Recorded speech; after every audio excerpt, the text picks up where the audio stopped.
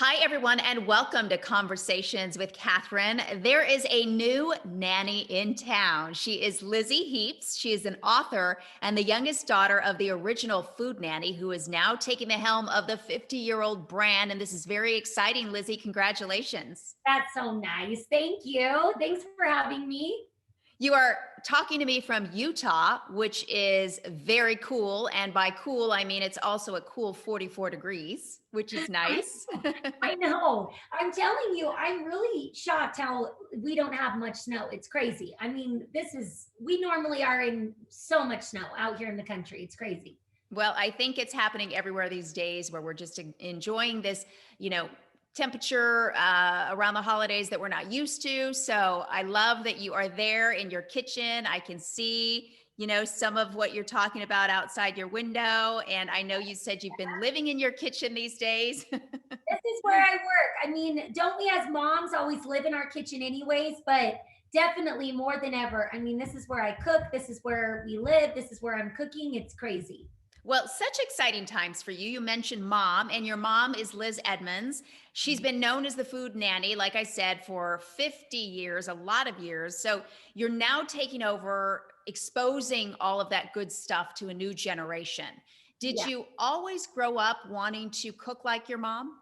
Yeah, I did. My mom was definitely, she was that mom that was in the kitchen every day cooking, making meals for her family. I'm the baby of seven kids. And so I just, that's when you watch your mom do that, you look up to her and you're like, I just want to be just like you. I can't wait to have a family of my own, cook for them the way that you cook for me. So definitely, I have been just always looking up to my mom. And she actually didn't become the food nanny though. It's been about 20 years. She's Mhm. lived her whole, meal plan and lifestyle and trying to encourage people. But it wasn't until she finally came out with her cookbooks and talked about her meal plan and just the way that she had raised her family that she quickly got the name Food Nanny, was really fun. And then she got a little TV show that happened after that. So she would go in like Super Nanny and rescue dinners in people's homes as the Food Nanny. So it was so exciting to watch it. And like I said, I now have followed that whole plan, the whole meal planning, the way that she cooks for her family, for my own little family. And it was 3 years ago that I said, Mom, I feel like your message of family dinner time, it's something that never dies. It's something that never Mhm. goes away. It becomes a lifestyle, we call it. Because it's something that will last you forever. Diets don't work long term. There's a lot of things that you can't keep up for the rest of your life, but learning to have a healthy balance with food and learning how to cook in the kitchen, and it doesn't have to be every night, it doesn't have to be extravagant, but it becomes this lifestyle where it's second nature to you. Like whipping up bread is that's second nature to me. So it's like, okay, let's start making some bread. It's what we do. So yeah, so 3 years ago we had never had a social media. My mom had basically taken a break from all of it. And Mhm. I was like, I want to do this. I want to take it on. We had been using our Kamut flour for about a year and a half before I even started the Instagram.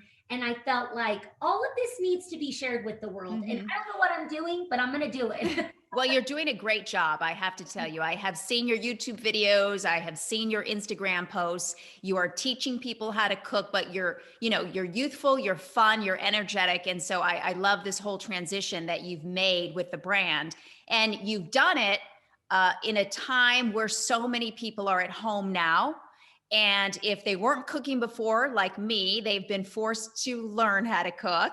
And if they've been cooking for a long time, maybe they're in this situation where it's all feeling a little overwhelming because you're in a pandemic, you're working at home, maybe you're homeschooling your kids, and now you have to get dinner ready. And it's just a lot for a lot of people. And so you're helping to give families this opportunity to really reinforce the importance of family meals, which I think we've all learned to appreciate a lot more in this time, don't you think?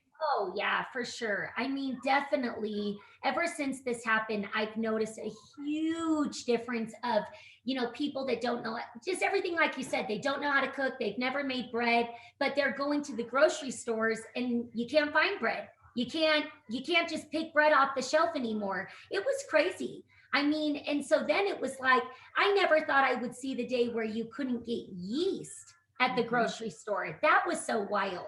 And so they want to now make homemade bread, but then they couldn't even find the yeast. It's crazy. I feel like the one great thing that I love to keep saying about this horrible pandemic, the one beauty, it's gotten us back to the basics. It's gotten us Yes. back to what's really important in life, and just back to the most simple things of, this is what we feel like we've been preaching our whole life, and my mom's whole life, is the most important thing you can do in the day is sit down and have a family dinner time. Mhm. It's the most natural setting in the day, where I don't care if you're a single parent, you're the dad, you're the mom, you have no kids anymore, all the kids are grown up. It's where you bond. It's where you Mhm. bond. Our days are so busy and so crazy, like you say. It's like, maybe both parents are working or this parent's working. I feel like in the mornings when I get my kids off to school, I don't have time to sit down and talk about, how's your day gonna be? I'm Right. like, this is like, get out the door. We've got get out the door. You Yeah. are. And so I feel like it's where we come, we unwind. I make sure to give the importance of all the kids, looking at them in the eyes. How was your day? What happened today? And it's amazing what that does for your family and what it does for the kids. It's super important. It really is, because I know I find myself during the day where, oh, I want to tell my husband this or I tell my daughter this, but I save the conversations for the dinner table because, Exactly. that is kind of where you come together at the end of the day and you just reconnect. Yes, And it's exactly. it's a little more in depth than, oh, hi, how was your day? Exactly. Exactly. You're giving that time and you're able to look them in the eyes. It's so different than on the phone with somebody. Mhm. It's like, the daughter can be rolling her eyes, or whatever. Yes. So it's like you're really looking at them in the eyes, and Mhm. you're getting to talk and really understand what happened to them that day. And Yes. there's just a lot of things that have been, I have a little family. I have four little kids from 10 to 3. And my oldest, about a year ago, I love to share this experience because it was something that she shared pretty big at the dinner table that she had learned at school that day. And I feel like if I wouldn't have really given her that time to like speak, and I was looking right at her, I know she wouldn't have shared what she had. Mhm. And it was a super important conversation that needed to be talked about. And so I Mhm. was grateful for that opportunity. But there's nothing better than enjoying good food, eating around with your loved ones. It's the way Europe lives. They've got it right. They've always got it right. They take the time to enjoy their food and enjoy the family time. And it's something that we need to remember to do, because it's Mhm. so. Well, and one of the things I'm finding too is that, with everybody so busy, and even when you're in the house working at home, I mean, everybody's still very busy. And so, being that I am new to cooking in this pandemic, I have realized through mistakes that the best thing for me, what works for me, is that whether it's Sunday or Monday, we sit down and we figure out, okay, what are we doing for the rest of the week? What are our meals? Go to the grocery store, get it all, and then we don't have to worry about making these multiple trips. Oh, So that's what works for me. What would some of your favorite tips be for the meal prepping, or, some things you can do in advance to cut corners for those families who maybe feel like they are just overwhelmed with lack of time? if you don't meal plan, I don't know how anybody gets dinner on the table if you don't meal plan. So I teach you how to do a 2 week meal plan, because we feel like 1 week is too short and a month is just way too long. So 2 weeks is kind of like the perfect. And the way that we do it is we break down each night into theme nights, because you're Oh. supposed to get a variety of food. You're never supposed to eat red meat back to back because it doesn't move through us easily. You're not supposed to eat pasta back to back because you don't want a bunch of high calorie meals. Like, you don't, if you're eating Alfredo one night, then the next night you might want to go a little bit leaner, right? Because Mm-hmm. you had a really high calorie one. So the way, when we say theme nights, it's funny because a lot of people think we mean like party hats, like, woo, we're having a big theme night. But no, it's helping you know what you're eating. And that's where you create this healthy balance with the food, and you're never eating too much of anything. It's like you figure it all out. And I love to do this, is the way that my mom would do it with me, is you sit down with whoever is going to be eating dinner and you go, hey, what do you feel like Wednesday night? Wednesday is fish, meatless, or breakfast night for us. Okay. So I Hmm. like to get my kids involved because they each get their favorite meals.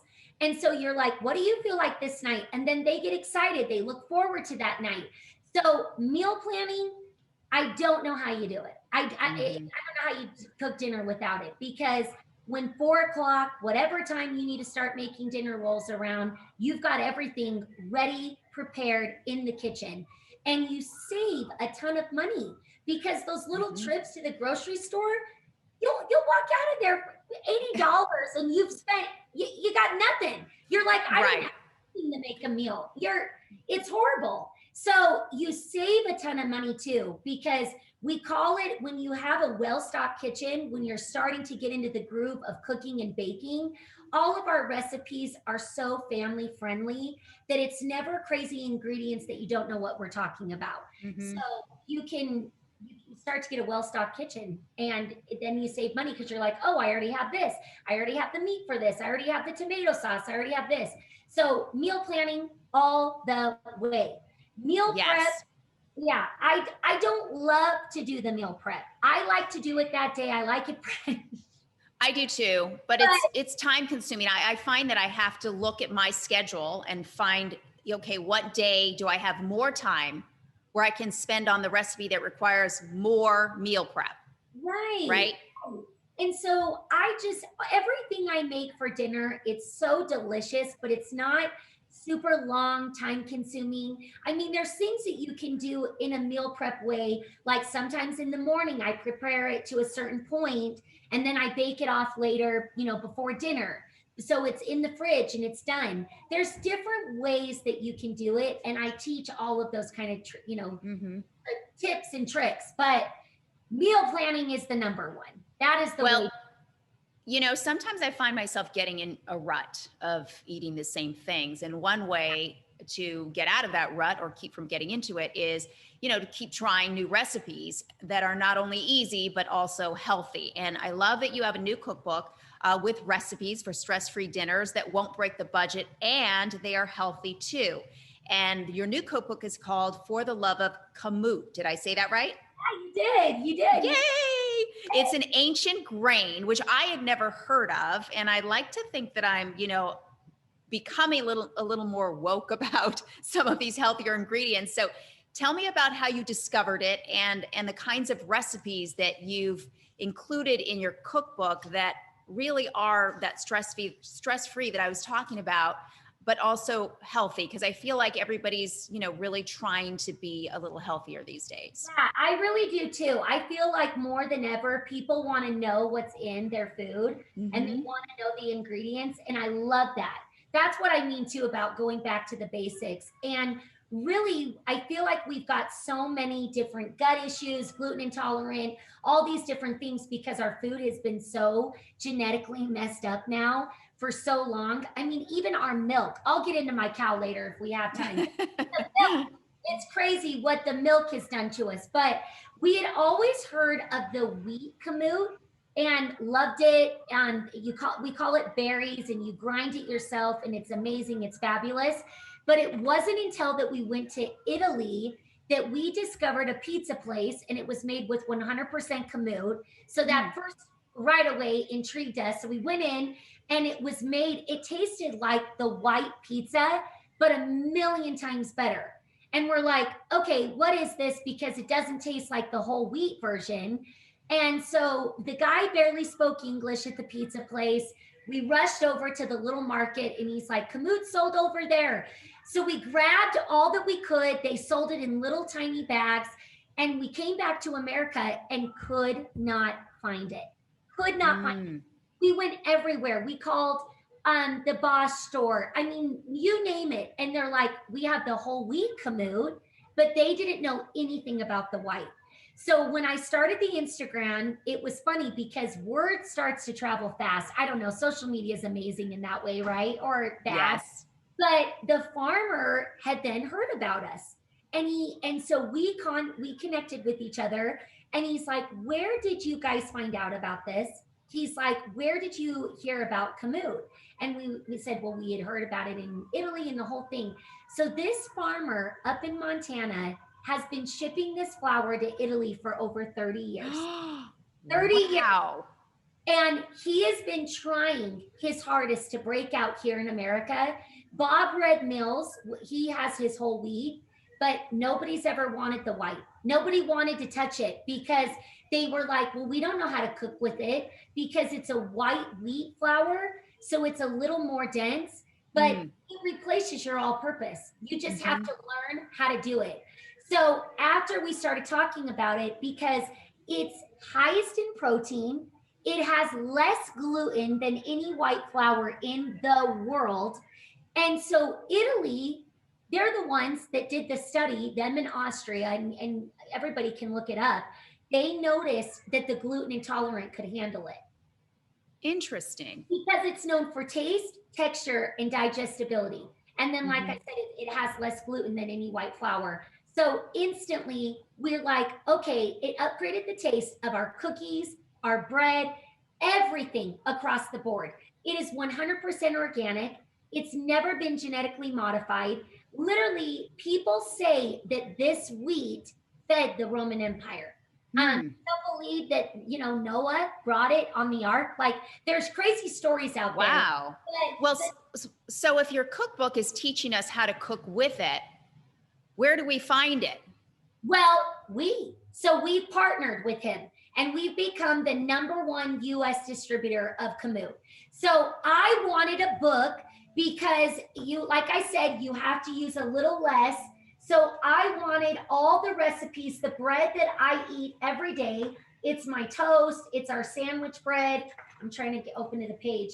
It's become so famous. You'll never buy store-bought bread ever again, ever again. I saw a YouTube video that you did with your mom, and that bread looked amazing. Oh, it's amazing. And so it's everything. It's got all of our sweetbreads.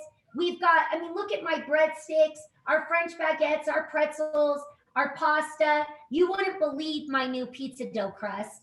And then it's got all of the cookies, desserts, the bars, just everything made with Kamut. And it's amazing. It's phenomenal. Like, once you try it, you really cannot go back. You can taste the difference into our white flour. Our white flour has just been stripped of everything that's good and left in it. That's why it's so cheap. And that's why there's so many different reactions.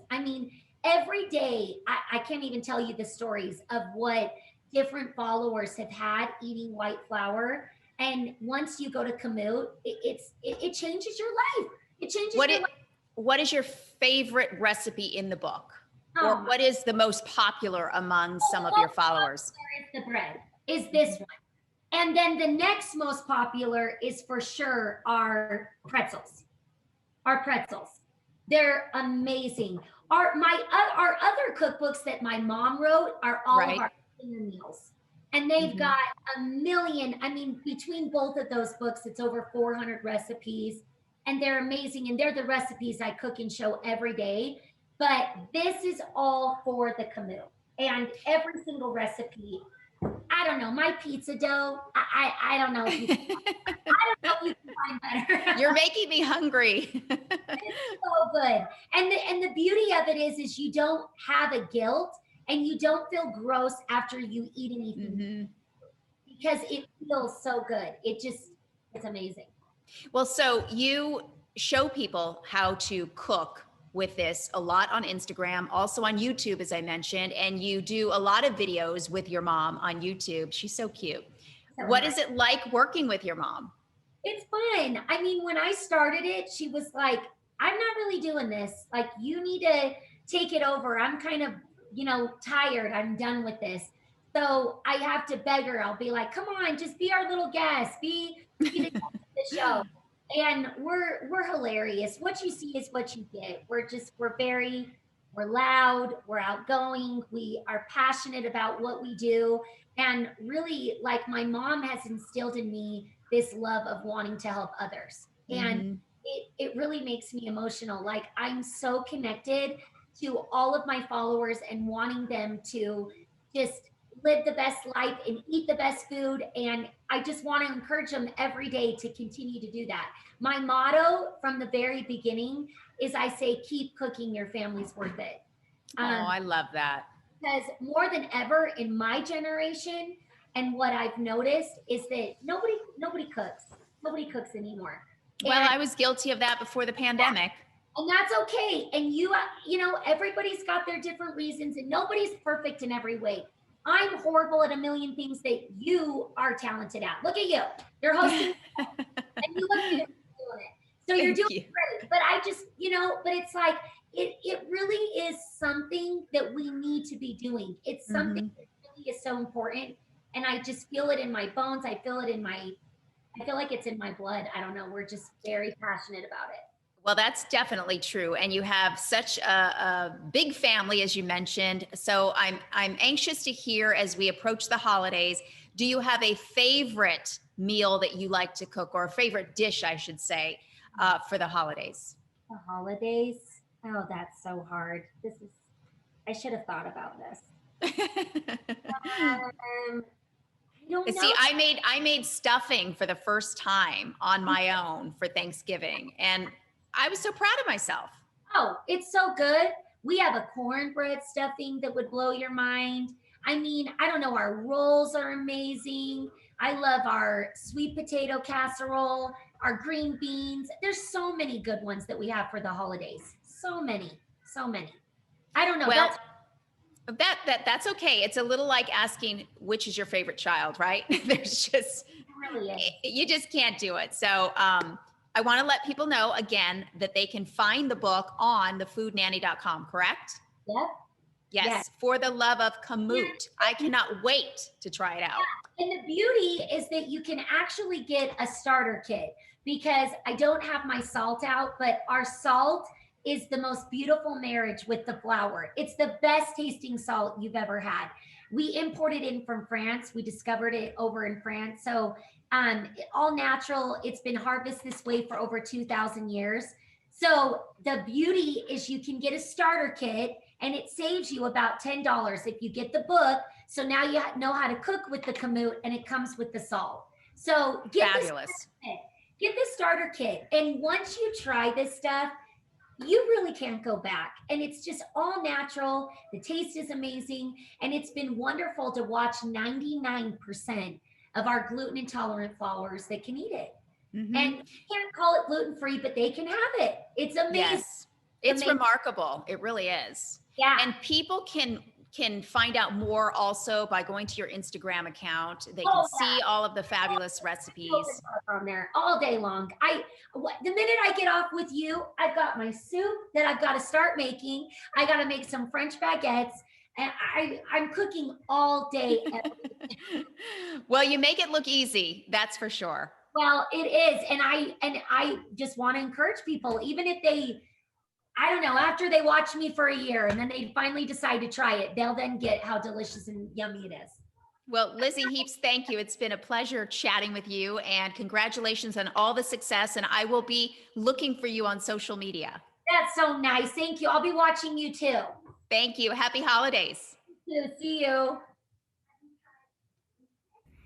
Thanks so much for watching Conversations with Catherine. Please remember to hit the subscribe button, like, and comment while you're here. I'll see you next time.